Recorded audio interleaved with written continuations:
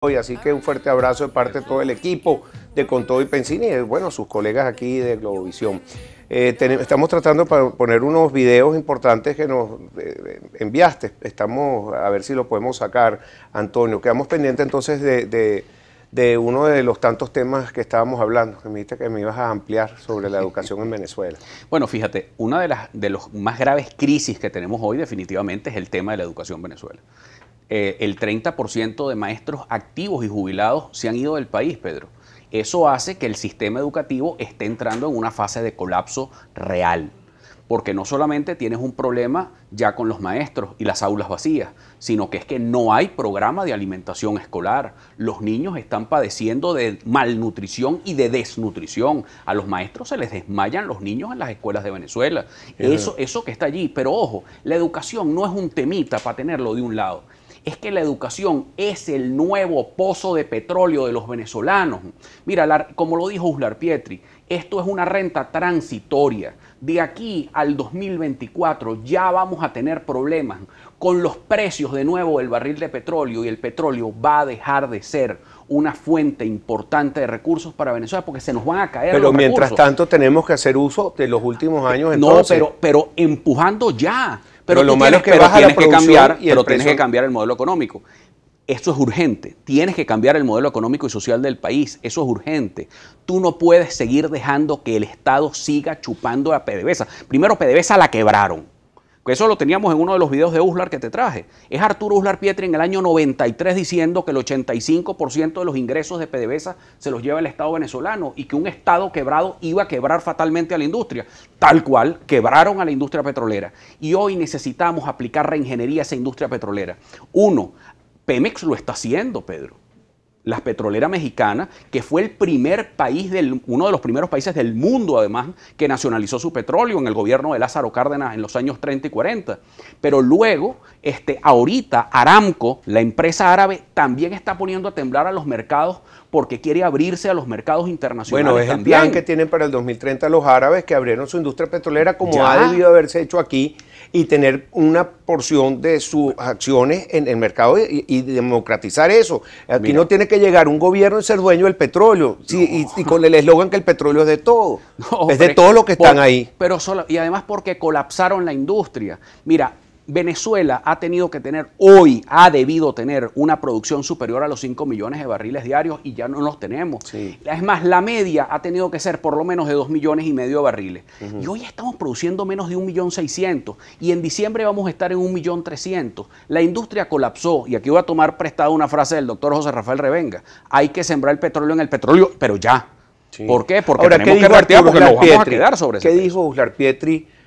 Una reflexión que él hacía que íbamos a quedar como con la Cruz Roja cuando se acabara el petróleo en Venezuela. Una frase que en su momento todo el mundo dijo que fue una exageración, que decía, si por una suerte del destino aquí llegasen a bajar los precios del petróleo con este modelo económico y social que tenemos, Venezuela va a ser un caso para la Cruz Roja Internacional porque van a terminar repartiendo sopa en las esquinas de Caracas. Pero cuando uno ve este video, claro, esto ya no es un caso para la Cruz Roja, esto es un caso para la ONU entera, un caso de crisis humanitaria. Mira, las terribles condiciones que estoy viendo yo en mis sectores populares por las casas del lápiz que permanentemente estoy allá.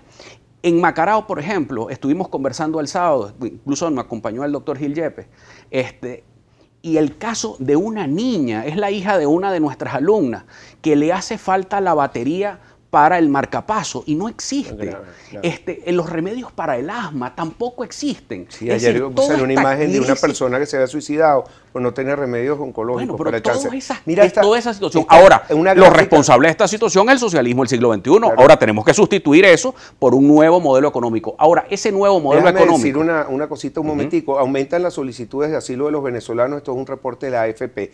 2014 habían 4,000 solicitudes. 2015, 10,000. 2016, 34,000. Y en lo que va de este año, que llevamos 2 meses, mañana se termina febrero, empieza marzo, 87,000. 3 veces lo del año, 87,000 asilo. Y los que se quedan afuera, la diáspora venezolana es otra de las gráficas que llaman la atención. Eso es parte, ahí es lo que te estaba diciendo de los maestros venezolanos. Nosotros hacíamos una denuncia hace un par de semanas que creemos que antes del 31 de mayo, Pedro, aquí vamos a tener 3 millones más de desplazados. Pero Pero ¿por qué esa cifra? Es muy clara. Por Colombia están saliendo, por Cúcuta están saliendo 37.000 venezolanos todos los días. Súmalo, y las causas por las cuales esos venezolanos están huyendo del país, están huyendo de su patria, es por la desesperanza. Esa desesperanza es producida por la crisis económica producida por el socialismo del siglo XXI. Y los responsables están ahí por unas medidas económicas demenciales que se tomaron. Tengo que preguntarte de política, Antonio, también. Pero ¿sabes para dónde tenemos que ir, Pedro? Y con esto te cierro. Para la economía del conocimiento. Esa es nuestra propuesta. Porque el nuevo pozo petrolero de los venezolanos está en la innovación y en el talento de los venezolanos, en la creatividad del venezolano, porque los grandes países del mundo, Pedro, y todos los que me están viendo, los países que han salido del subdesarrollo son los que centran su política de desarrollo en la educación. Hacia allá tenemos que ir, y ahí sigo yo con mi cantaleta que educación es solución. Ok, mira, vamos a hablar también de política. Hago referencia a la página de Globovisión, como siempre, donde las noticias más importantes giran alrededor de Henry Falcón. La MUD habló esta mañana, dice, con su candidatura, Henry Falcón se deslinda de la unidad. Por su parte, Henry Falcón se defiende: esta elección debemos ganarla porque los pueblos nos entregan. Simón Calcella, desde que se instaló la Asamblea Nacional Constituyente, todo genera desconfianza. Así que todo va alrededor y gira de estas elecciones presidenciales, y con fuertes rumores que todos los días dicen que van a postergarlas, que van a ser en julio. También rumores y que están conversando, cosas que a mí me parece bien. Siempre tiene que haber diálogo y tiene que buscar la manera de que se rescaten las condiciones que está pidiendo el venezolano para que haya transparencia. ¿Cuál es tu opinión? Mira, la peor crisis que tenemos los venezolanos hoy es la crisis de liderazgo. Una sociedad que no tiene quien la oriente, quien la dirija, y evidentemente aquí hemos fallado muchísimo en todo esto. ¿A qué va esto? Uno, yo no puedo discutir, y no me voy a poner jamás a discutir, y yo respeto mucho al gobernador Falcón, pero la verdad es que la decisión que se tome ha debido ser en bloque. Yo no soy partidario de abstención, Pedro, nunca he sido partidario de abstención, porque para mí la abstención es desarticulación, es desmovilización, pero la decisión que se ha debido tomar no se puede tomar aisladamente, porque si no entra en cuestionamiento. De ahí el viejo adagio romano: la novia del César no solamente debe ser honesta, sino que tiene que parecerlo. Entonces hoy todo lo que huele a gobierno, y es peligrosísimo, Pedro, porque lo que se esconde detrás de todo este debate es la pérdida de credibilidad en el voto. Y eso para nosotros los demócratas es gravísimo. Que un pueblo en la crisis social y económica tan grave que tiene no tenga en el voto su expresión de descontento es entregarnos esto a un desastre aún mayor del que tenemos. Entonces, ¿qué tenemos que generar hoy? Credibilidad. Y la verdad que los actores políticos, ni de un lado ni de otro, están generando credibilidad en el país. Ese es el problema de fondo también. Sin embargo, el gobierno, que no genera credibilidad, evidentemente, pero los responsables de esto, con nombre y apellido, es el Consejo Nacional Electoral, que tienen que dar condiciones junto con una misión internacional que venga, renovarse las autoridades, y que el país pueda expresar su descontento. Cuando un país no puede expresar su descontento, cuando lo político se divorcia de lo social, es cuando entran los estallidos. Cuando expresa su descontento, pero no recibe ningún tipo de respuesta. Y ahí hay un descontento que constantemente se está viendo. Pero se convierte eso en una bola de nieve, que es lo más grave. Sí. Porque cuando la gente expresa su descontento y se siente absolutamente con una desesperanza total, entonces evidentemente comienza el éxodo y comienza la desesperanza. Y yo quiero defender de alguna manera a la oposición, porque todo el mundo, y sobre todo los reyes del teclado, están todo el día hablando mal de toda la oposición todo el día. Y bueno, pero son laboratorios también del gobierno. Es un gran esfuerzo, sí, pero hay gente que cae en eso, Antonio, no tiene que ser el gobierno. Gente amiga tuya, mía, de todos lados, y tú ves, y de todos los niveles, y entonces empiezan a descalificar. Pero también que hay méritos.